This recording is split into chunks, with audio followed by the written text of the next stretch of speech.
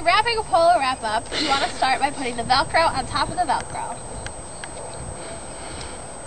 You roll downwards and you want to make sure it's snug. Sometimes it's easier to have two people so somebody can hold the end of the polo and it doesn't fall on the floor. You don't want your polos to be dirty on your horse's legs, because it could hurt them. At the end, if you're not going to use it to wrap, you can tuck the ends in. That way it'll stay wrapped neatly.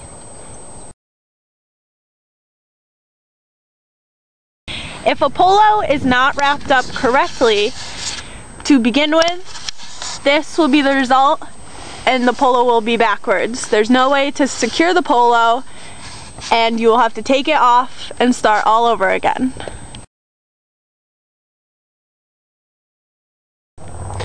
Before you wrap a horse's legs, you want to make sure they're clean.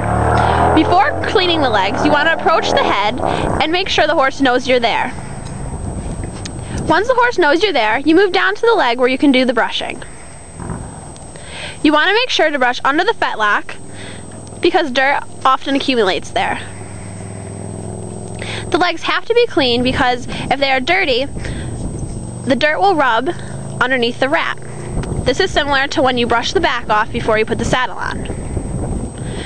You want to make sure you brush all the legs.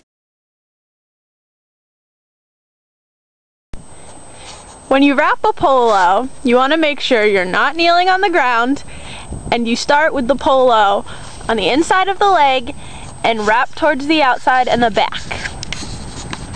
You want to start a little bit below the knee and wrap down. You want to overlap each pass of the polo about halfway down.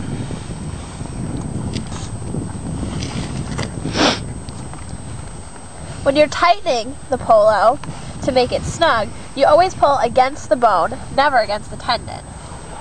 If you pull against the tendon, it can lead to situations such as a bowed tendon. You want to make sure you wrap down over the fetlock and back up towards the back in a V shape. You want to go all the way back up to the horse, up the horse's cannon bone to where you started.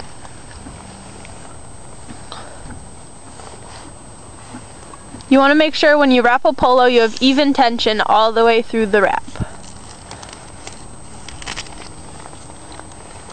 A polo that is put on wrong can cause more damage than having no polos at all. So you want to make sure you do it right. Ideally, you'd want the Velcro on the outside of the leg, so when the horse is traveling, he doesn't actually hit the Velcro and undo it.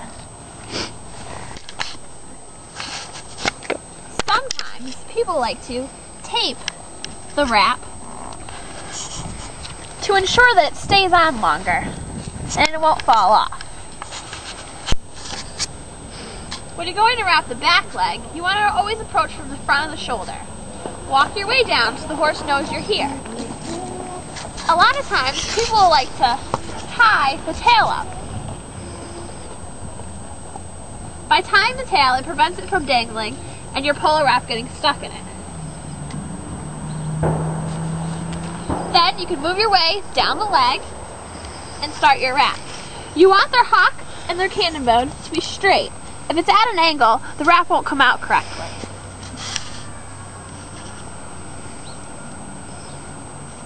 Just like the front leg, you want to start on the inside and work your way back and around.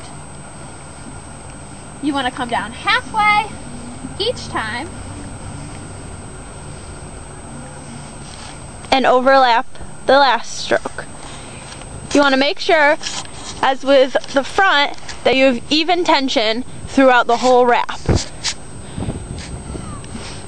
When you come up to start your way back up the leg, you want to make sure there's a V shape in front of the pastern.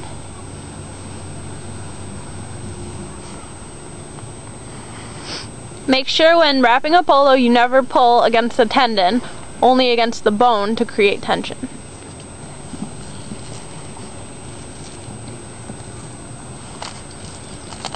You want to end your polo wrap back at the top where you started, and ideally have the Velcro facing out so that it cannot be unraveled if the horse interferes. You also want to start just below the hock so that the wrap doesn't interfere with motion of the hock. Some people use the chestnuts on a horse to judge where they want to start their wrap.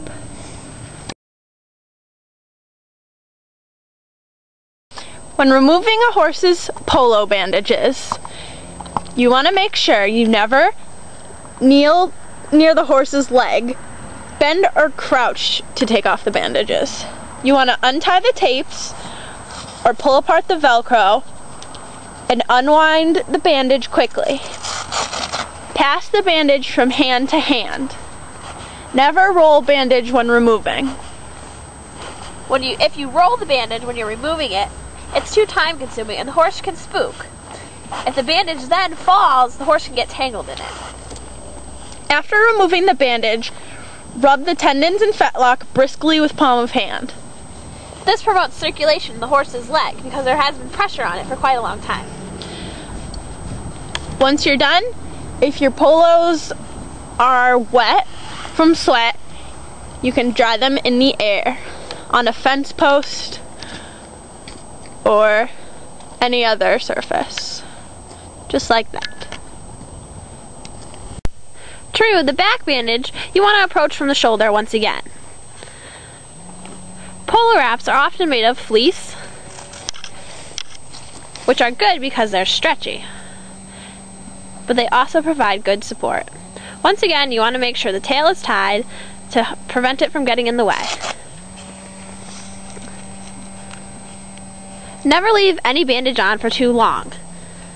Most polo wraps should be removed immediately after work.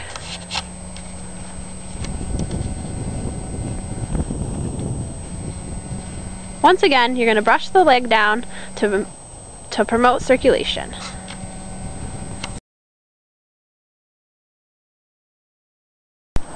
An alternative to polo wrapping is to put on a sports medicine boot.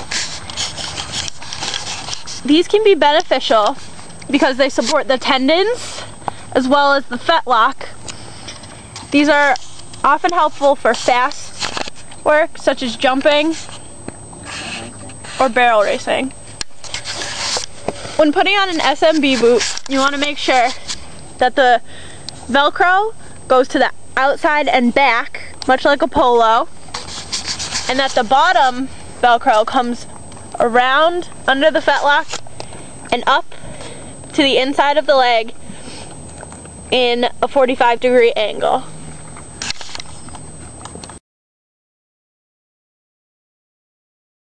When wrapping a horse's legs, you always want to make sure that the horse either is being held by somebody or is secured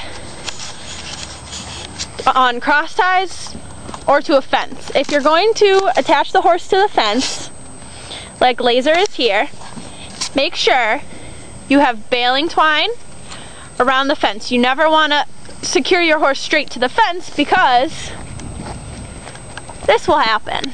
The horse could get frightened and pull away. Then you want to make sure you tie a safety knot, quick release knot, of the horse's lead rope to the baling twine. It's also a good idea to have hay available for the horse to keep him busy so he's not wandering around.